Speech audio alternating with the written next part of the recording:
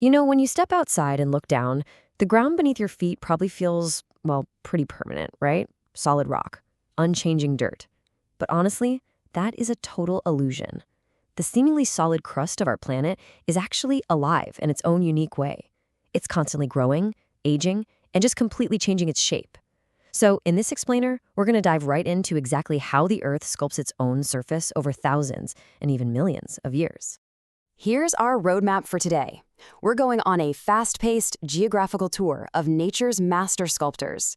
We'll start off by looking at Earth's ever-changing canvas, and then we'll visit the unique workspaces of four incredible forces: water, glaciers, waves, and finally, wind. All right, Section 1, Earth's ever-changing canvas. Setting the stage. The main thing to grasp here is that landscapes just aren't static. Believe it or not, much like us humans, land masses actually pass through comparable life stages of youth, maturity, and old age. Now, to really understand how the Earth changes, we need to nail down two foundational concepts. First up is a landform. This is simply a small to medium parcel of the Earth's surface. Think of, a single hill or a valley. Second is the geomorphic agent. These are the actual forces doing the heavy lifting: water, ice, waves, and wind. You can kind of think of these agents as using two basic tools: chiseling, which is erosion or taking material away, and pasting, which is deposition, literally building material back up. Moving on to Section 2, water, the primary sculptor, the power of rivers and groundwater.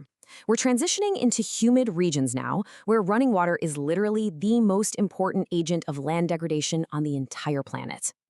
Let's take a look at a river's life cycle. In its youth, a river is super vigorous. It flows over really steep gradients, aggressively cutting downwards to form sharp V-shaped valleys and dramatic waterfalls. But as it reaches maturity, it kind of comes down. The downward cutting slows, and it starts eroding laterally, side to side, creating a wider floodplain. And finally, in old age, the river just lazily meanders over extremely gentle gradients, flowing freely across vast plains that are almost at sea level. There is this absolutely fascinating contrast between water's two main actions here. On one side, we see the harsh, chiseling effects of those steep, youthful rivers. They're carving out deep gorges, steep canyons, and massive plunge pools right at the base of waterfalls. But then, on the flip side, we have the gentle pasting. When those rivers slow down, they drop all their heavy sediment, beautifully fanning it out into alluvial fans at the base of mountains, or building these vast, fertile deltas right where they finally meet the sea. So the really crucial point here is how these side-to-side movements completely redraw the map over time. Look at the mechanics of a river's meandering loop. As the water flows lazily, it actually drops sediment on the inside of a curve, while simultaneously chewing away or undercutting the outside of that same curve. Over time, this loop pinches so tightly together that the river basically says, "You know what, I'm taking a shortcut," and breaks straight through the neck. It completely abandons that deep loop. That isolated, curved body of water left behind, that is exactly what we call an oxbow light. But hey, water isn't just doing all of this on the surface. If we shift our focus underground, especially in areas with a lot of limestone, we get this wild thing called karst topography. Highly acidic surface water seeps down through the cracks, and instead of physically pushing the rock out of the way, it chemically dissolves it. It literally eats away the limestone to form these massive surface sinkholes. And when that water moves horizontally underground, it dissolves entire bedding planes, eventually hollowing out the massive, complex cave systems you're seeing broken down step by step right here. And once those caves are hollowed out, the water creates some pretty famous depositional features inside. On the left, we've got stalactites. A great trick to remember them: they hold tight to the ceiling, hanging down like broad-based rock icicles. On the right are stalagmites, which might reach the roof one day, growing up from the cave floor as calcium carbonate constantly drips down. Eventually, if they actually meet in the middle, they fuse together into these majestic, solid limestone pillars. It's like nature's very own cathedral. All right, grab your coats. Section 3, Glaciers, the Ice Giants. Sculpting by sheer weight. Let's move up to those freezing high-altitude mountains. Glaciers are these unbelievably slow-moving masses of ice, but don't let the speed fool you. Their erosional power is absolutely extreme. Thanks to immense gravitational friction, they drag massive blocks of rock along, basically acting like giant icy bulldozers. They take unweathered mountains and carve them into sharp-edged wonders. They scoop out cirques, which are these deep, steep-walled basins, and when a bunch of cirques cut backward into a mountain, boom, you get horns, spectacular razor-sharp peaks like the famous Matterhorn, or even Mount Everest. Oh, and instead of a river's V-shaped valley, these ice giants carve out massive, broad U-shaped troughs. But, glaciers do eventually melt, and when they do, they leave behind a remarkably messy workspace. Unlike rivers that sort their sediments out beautifully, glaciers just drop glacial till. That's a completely random, unassorted mix of huge boulders, coarse rocks, and fine dust.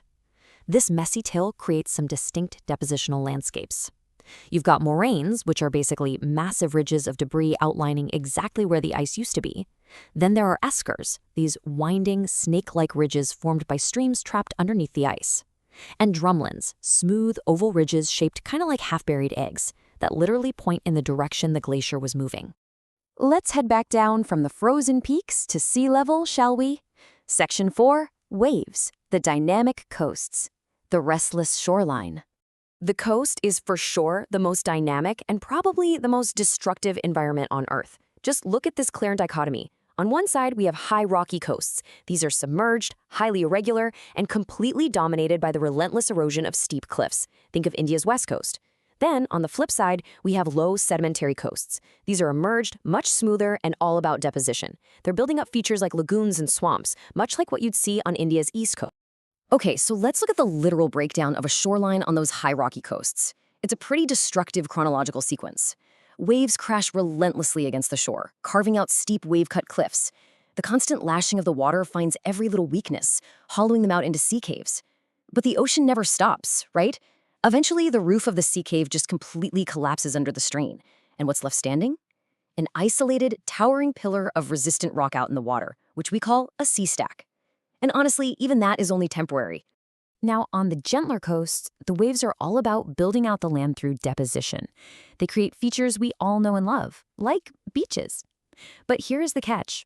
Beaches are totally temporary. They rely entirely on a constant supply of new sand and sediment. Waves also build offshore bars, these long ridges of sand running parallel to the shore. When a bar keys into a headland, it becomes a spit, which can actually grow enough to seal off an entire bay, creating a calm, enclosed lagoon.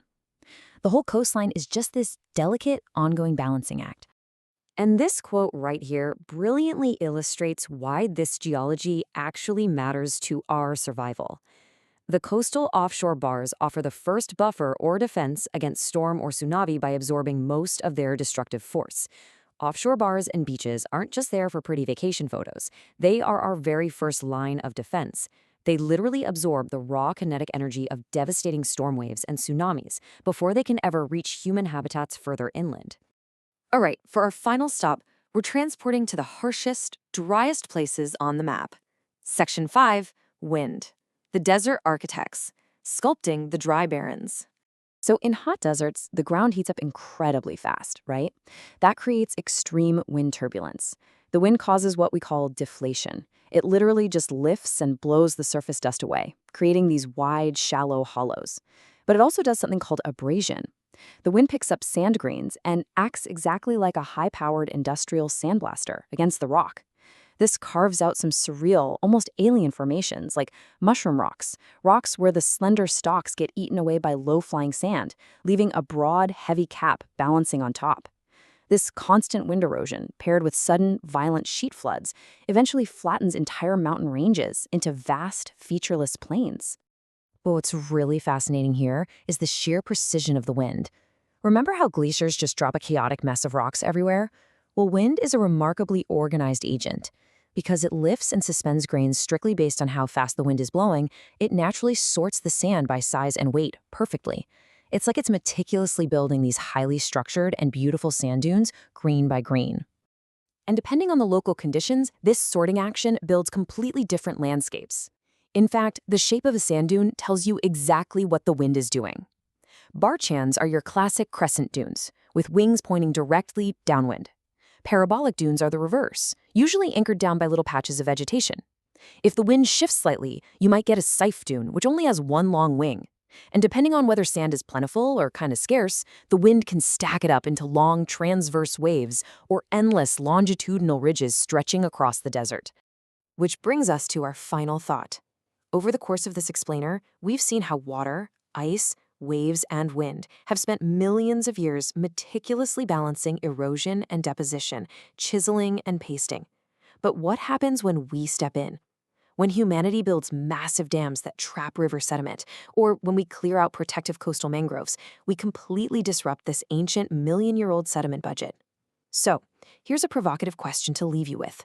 How much can we really alter nature's master sculptors before our own defenses crumble? Thanks so much for joining me on this explainer, and remember to keep questioning the world beneath your feet.